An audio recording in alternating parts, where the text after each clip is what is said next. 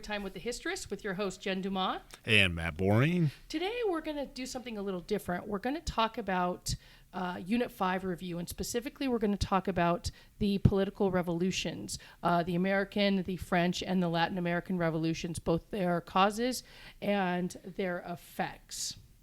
So one of the things that's really interesting about doing an episode like this is we're going to tell like a big story. We're not going to tell like a small minutiae story.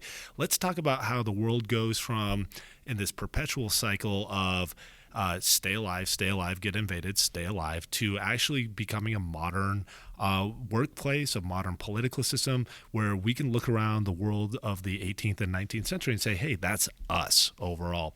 And to better understand how these changes take place, we need to start looking at the revolutions, and none bigger really than a revolution in thought, because the Enlightenment as a system is going to totally impact and change how politicians and how political actors are going to conceptualize how we relate to each other.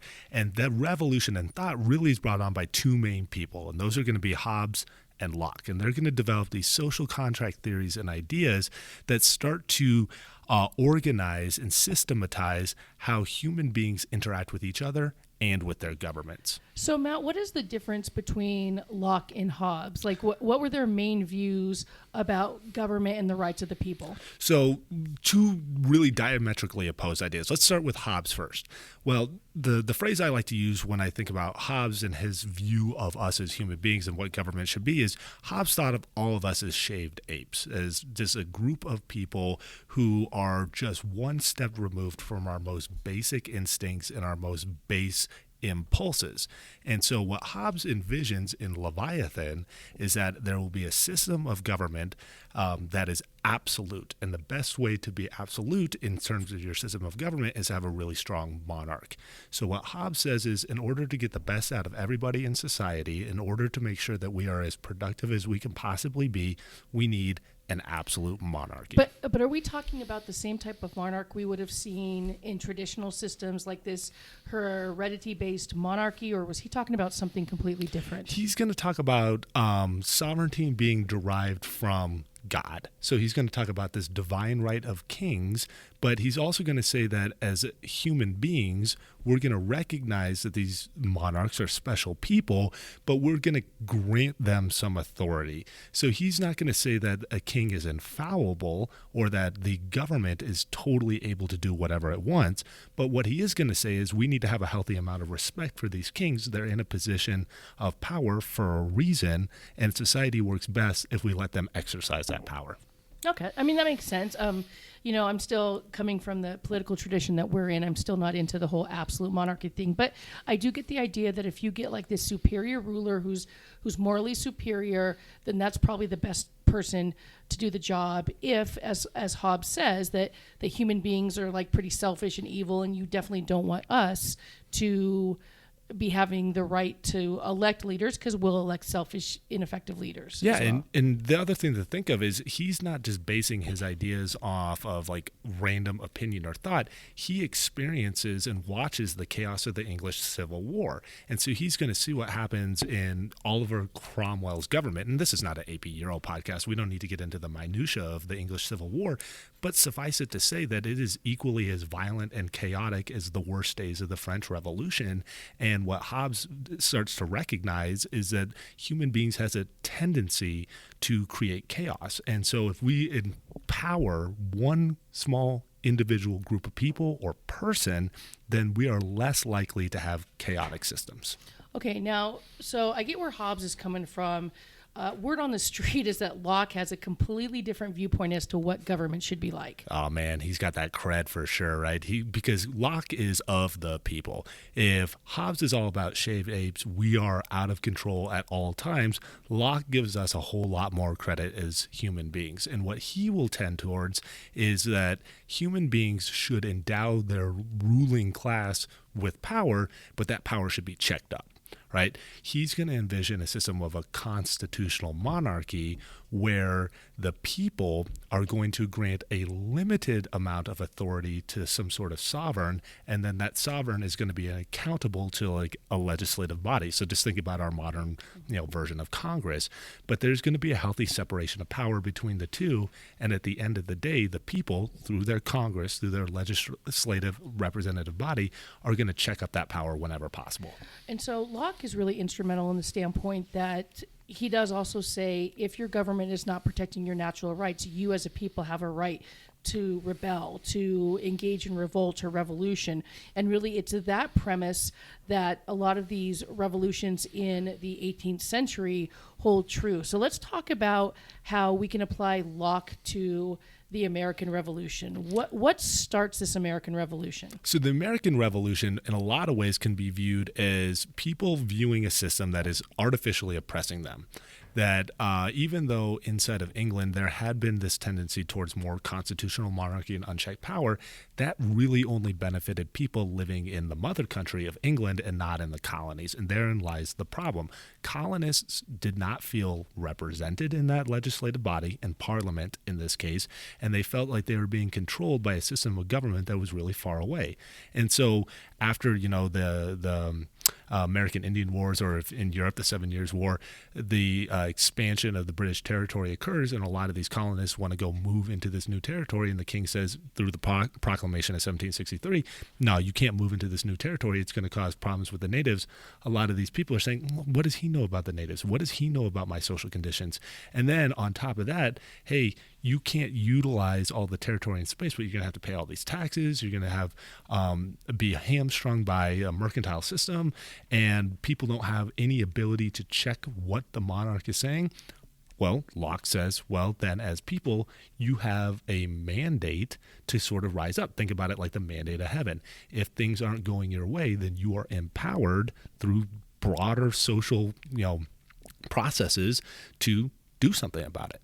Yeah, and I know that mercantilism plays a role as well, because they felt that was unfair economic policies designed to benefit the mother country and not anyone else. And so therefore they're like, hey, that's not protecting especially our right to property, and so therefore they feel they have a right to rebel. And what's really interesting is we see similar causes with the French Revolution. I know we have talked about this before, but that we have a few main causes of the French Revolution, one of which is the absolutist system that King Louis XVI, due to his terrible economic policies, his involvement in all kinds of wars like the 7 Years' War and the American Revolution, leaves France bankrupt. And the taxation policy in France at that time was to only tax members of the Third Estate. And granted, they were 97% of the population, but they had the least amount of money. It's that whole squeezing blood out of a turnip. If the Third Estate only makes, say, $10,000 a year, no matter how much you tax, you're only going to get a limited amount of money. And because the First Estate in France, such as the nobility and the clergy, who were making a ton of money because they weren't paying taxes, that no amount of money that the French monarchy was going to collect from the Third Estate was going to be anywhere near close enough to pay off the debts and handle the French budget. And so that unfair taxation that we see in the American Revolution is also part of the French Revolution as well. And then again, bad decisions by the monarchy in Britain, along with bad decisions by the monarchy in France, also lead to discontent. Do you think is that right about the connections? Absolutely, and then it gets further like intertwined, because why does the French monarchy need to collect these taxes at such a high rate, and why is it so important, paramount for the French monarchy to get all this money? We got to pay down that debt for fighting the American Revolution. So here you have this group of people, because we're living in an absolutist system in France, who don't have any ability to affect change in their society, paying for the right of somebody else to affect change in their society. I mean, that is insult on top of injury. And from Hobbes' perspective, these people just need to be controlled. But from Locke's perspective, Locke would say, hey, Louis, you need to start thinking of a way of empowering your citizens before they empower themselves. Right. And then we know also the failure of, when Louis does realize that, hey, I just can't tax the First Estate, he tries to call the Estates General Meeting. That doesn't work because of an outdated, ridiculous voting system. What an awful decision that was. That's got to go down as an all-timer in Western civ in any way. Is like, don't press this button, like the first thing I'm going to do is press that button. Oh, seriously. I don't know what he was thinking. Like the idea that, oh, by the way, each estate gets one vote and that's going to turn out any different than what had happened previously. Did he automatically think, oh my God, the first and second estates, they're totally going to get it. Yeah. So they're going to help the third estate, please. Yeah. And then on top, like, hey, they're going to vote to bring their own taxes up. Like this was like as half-baked an idea as half-baked ideas get, right? And that's a problem, right? Locke if the social contract theory of Locke had been the predominant philosophical idea in France of the time period, I think that the outcome would have been seen and there would have been some sort of maneuver to steer clear of the French Revolution by the monarchy. But because we have this Hobbesian view of the world that absolute authority needs to be vested in the king, well, the king's infallible. He can't make a wrong decision. So, of course, this is the right idea, even if it is the worst idea possible. Could you imagine if our current government, I mean, no matter who's president, said, okay, 1%, do you guys want to pay more taxes or less taxes? Could you imagine them going, you know what? We really want to help the other 99%. So please tax us heavily. Yeah. I mean, that's just so stupid. Exactly right. And then that other 99% is, off fighting a war of liberation for, people in Antarctica or something like that. And they're going to be like, oh, yeah, sure. I'd totally love to go pay more taxes for somebody else's right to be free and have a better life while my life here is not optimal. So talk to me about, we know that there's similar causes between the American Revolution and the French Revolution. What about the Latin American revolutions that happened a little bit later than both of the initial ones? Yeah, so, I mean, the sound like a broken record. You're going to have that same old problem with mercantilism.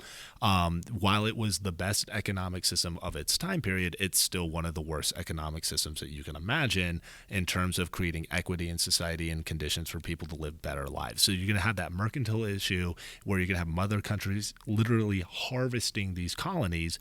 But unlike where you had more of an upwardly mobile and able citizenry in the British colonies, in Latin America, you have a social hierarchy that's really based in race and really classist and divides the people. And so you're going to have this kind of lag effect where it's going to take more time for more people to feel the pressure of mercantilism and have the ability to do something about it. So mercantilism is definitely a big problem. Social class is definitely a big problem. And then you just don't have any vehicle for representation at all, because unless you are part of the Council of the Indies, you don't have an ability to affect any change. And not everybody's part of the Council of Indies. You're going to be aristocratic, or you're going to maybe have a side door into this by having the ear of one of the viceroys. But then what does that mean? Only a small number of people are going to be able to affect change. And that gets back to your 1%er example that you just brought up. Only a small number of people have any chance of affecting any sort of change. So change isn't going to happen. And so what do we see? The bottom rises up on the top. So what we're looking at really for all three revolutions is the fact that there are unfair, unequal taxation policies that upset a good portion of society. And then again, a lack of representation to change any of the policies that are unfair. And eventually people just get fed up, and then fueled by the words of John Locke, they just take off and rebel. And we know the American Revolution is quite successful.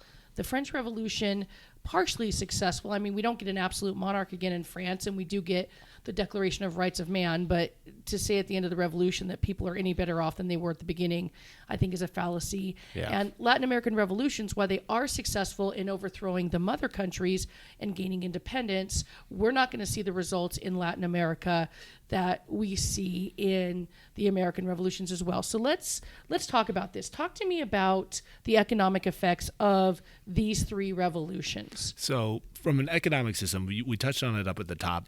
The main way that most people have interactions with their government is through taxation. And each one of these revolutions does start to install some sort of more progressive tax code or tax system in society. None of them are perfect, but each one of them does start to spread out the tax burden more equally within society and does start to create a little bit more social equity with regards to taxes. And the best example of that has to be in the French Revolution, where Napoleon and his codes and the system of laws that he institutes really does solidify the tax gains made by the third estate that you talked about a little bit earlier. So we have that piece. we do have the conditions start to be created to dissolve mercantilism, and that's where we start to get some of the proto-capitalism and actual capitalism that Adam Smith starts to envision that will set up the industrial revolution down the road. Those conditions start to be created as well. So we have more private equity, we have more private capital that can be used to invest in whatever venture somebody can envision. And because the state's no longer regulating the economy to the same extent as it was before, you have a positive economic outcome is there. There is, though, some negative economic outcomes as well, but those are mainly going to be felt in Latin America, because whereas the other regions, France and North America, are able to kind of like unbridle themselves from the status quo of their economies and sort of be a little bit more innovative, what we see in Latin America is there's going to be a dependency on those same harvested cash crop materials, and there's going to be not a lot of markets anymore that are going to be used for like sale, like the home or mother country provided. And so what happens is a lot of these countries start to get really structured in a way that become dependent on cash crops, and that's going to be really negative down the road. Cash crop economies are not great. Yeah, and to just like, so for cash crops, again, we're talking about crops that they're grown for the sole purpose of selling to other countries. So why is your economy being based on cash crops not so positive? Like what's negative about it? Why is this not an economy that any nation would want? Well, they're just not stable markets. So the price can fluctuate up and down. You can't have a dependency on like every single year sugar is going to come in at the exact same sort of price. You could have surpluses in the market. You could have other areas of the world. Once we start to see the Europeans venture into Africa and Southeast Asia, we're going to see other markets start to open up that are going to cut into the economies. Then they're also susceptible to natural disasters. I think we only need to look at the unfortunate plight of Puerto Rico over the course of the last 2 years to see what can happen to an economy that's based on the environment, and realize that storms, earthquakes, natural disasters can hit. You can have droughts. You can have social conditions that pull farmers off the field, and now all of a sudden you're going to have some real trouble. And then finally, flight of fancy, right? The things that we consume now aren't always going to be the things that we consume down the road. And if your economy is based on cash crops and people stop buying that crop, think tobacco is a good example, a modern example of that. Then all of a sudden, what are you going to do? You have to pivot, and what are you going to pivot to? Yeah, that's a really good point, I think. And so is what you're trying to say is that you never know year in to year out how much money you are going to be making off your cash crop. And so therefore, one year you have a ton of money, can fund social programs and roads and infrastructure and new schools and universities.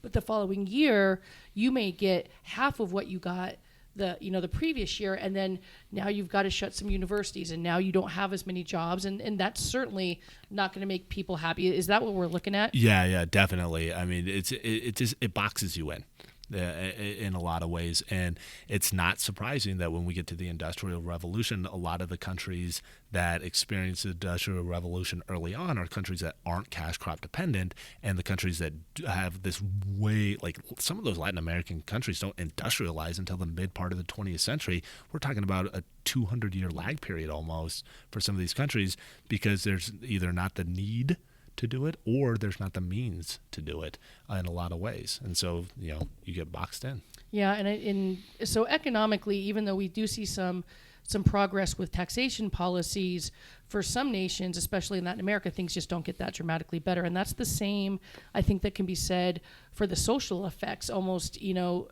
necessarily verbatim, but we do see progress in Europe and North America, but we see very little progress in Latin America. I mean, I know in France they did get away or get rid of the 3 estates, and so you did have a little bit more social equality. Not that everything was happy-go-lucky. Certainly the aristocracy was certainly given more rights, but you didn't have the set social structure system where people couldn't advance anymore in France. Now they actually could, even if it was only by a little bit. And in North America, we see the same thing. I mean, you're still going to see it dominated by the upper echelons of society, but there was room for progression. You weren't stuck in your same social class for the rest of your life, and then your son would be, and their son. In Latin America, we do not see the same thing. We do not see any real social progression after the revolutions, except really for the Creoles. Like the Creoles certainly Yeah. advanced to a higher level. They take the role of the Peninsulares, so now they're at the top. But for the mestizos and the mulattoes and the Native Americans and Africans, their social condition does not dramatically change and will not dramatically change for a very long time. Why is that? Oh man, I mean, the short answer for that is that because revolutions are so messy, in Latin America, there was a tendency in the different revolutionary areas to move towards more strongmen, right? The caudillos and those dictators who are going to keep control. They're going to keep things bottled up. And the easiest way to keep things bottled up is to maintain the status quo. So if we were to use the French Revolution as an analogy, it would have been really probably beneficial in 1792-93 instead of it trying to empower the Jacobin, instead of trying to empower some of these radical politicians, if there had been a strongman up at the top like a Napoleon who could have come in and knocked down the Robespierres, who could have knocked down those revolutionary forces and kept the revolution going in the trajectory that it was. Social change and political change can be messy. And so what we see in Latin America is this move towards strongmen. And a lot of those strongmen are going to look at the status quo as a way of maintaining social order, which is going to be directly negative for people at the bottom of those social hierarchies. We can see, instead of like a upward social mobility, just imagine that social pyramid in the top being lopped off. So do you think, because the Creoles are the ones who become the caudillos, they get into power and they take a more dictatorial approach.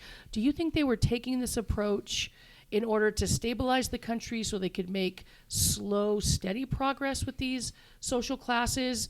The idea that, hey, we just need to take this slow and steady, so just do what we're telling you to do so it works? Or was it the simple fact that once they gained the power, they didn't want to give it up? I think it's the second one more than the first. I think that we have the hindsight of history to show us that there wasn't a lot of social gains or political gains or economic gains made for mestizos and mulatto populations in Latin America. And even to this day, those populations continue to be at the forefront of social inequality. And so I think that this was more about power consolidation. Kind of similar to how the French Revolution, if you imagine it not as a linear spectrum, but bend those ends back and make a circle, you almost have a circuit, of revolutionary change in Latin America, where once you've removed, ruler A, you just replace him with ruler B. Ruler B only needs to be slightly better than ruler A. And this is where I think another undercurrent of a lot of these revolutions, especially the ones that take place in the Americas, is that the governments like the Creoles, they're more culturally acceptable than distant, far off rulers who are not in touch necessarily with the way of life. I used that Proclamation of 1763 example earlier. American politicians understood what American farmers wanted. Similarly, Creoles are going to understand more of what Latin American farmers want. Mm-hmm. No, and that totally makes sense. And this idea that yeah, it does. And I just don't see the social gains in any revolution that I think most of the people were going for. I mean, like I said, I think there are social gains in North America. I do, but they always had more of a sense of equality anyway. But I just don't see the social gains in France and Latin America measuring up to the goals that they had. Third estate certainly, while technically freer, weren't that much free. Conditions won't improve until 1848. And definitely in Latin America, you don't see the social gains that for the mestizos and mulattoes and Native Americans and Africans that you see necessarily for the Creoles. And so, I'm just not sure that the ideals of the Enlightenment are actually achieved outside of North America. Yeah, I mean, it does start to, even though the outcomes aren't great, you start to understand why Marxism becomes so popular in the Latin American revolutions within 70 years, where you start to see a lot of workers and people at the bottom of those social hierarchies start to fall in love with the idea of socialism and communism later, and what those ideologies are bringing up, which is the forgotten revolutionaries, the people who put it out on the line, who created some of that social change, but didn't experience the really positive outcomes. And maybe that's why we don't see socialism becoming as popular in the United States of America, because you do have more beneficial outcomes. Oh, that's really interesting, because I know we just finished talking to you guys, our students, about Marxism as a result of the Industrial Revolution or as a result of capitalism. Maybe, it goes farther back than that. It actually goes to the fact that the revolutions weren't as revolutionary as they should have been, and there were still large groups of people who were underrepresented after the revolutions.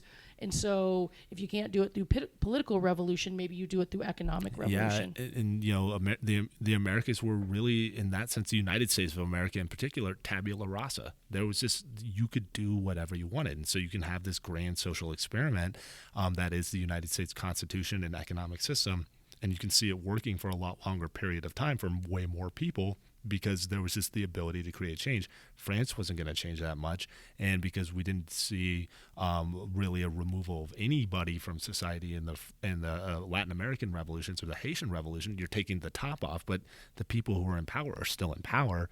It kind of does make some sense why we start to see a need for a second wave of revolution. Man, revolutions are messy, seriously. Yeah, for sure. So I think that serves as a really good reminder, tap back into that big story idea of history that we've been telling through this revolution unit, specifically political change, social change, and economic change, and how that played out through the course of the 18th and 19th century.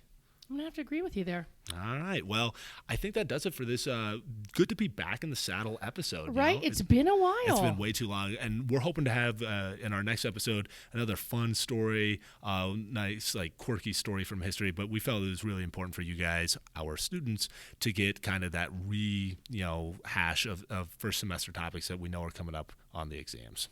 Well, thanks again for listening to us. I'm Jen Dumas. Mr. Boring. And we'll see you next time on Storytime with the Historists. All right. See you guys later.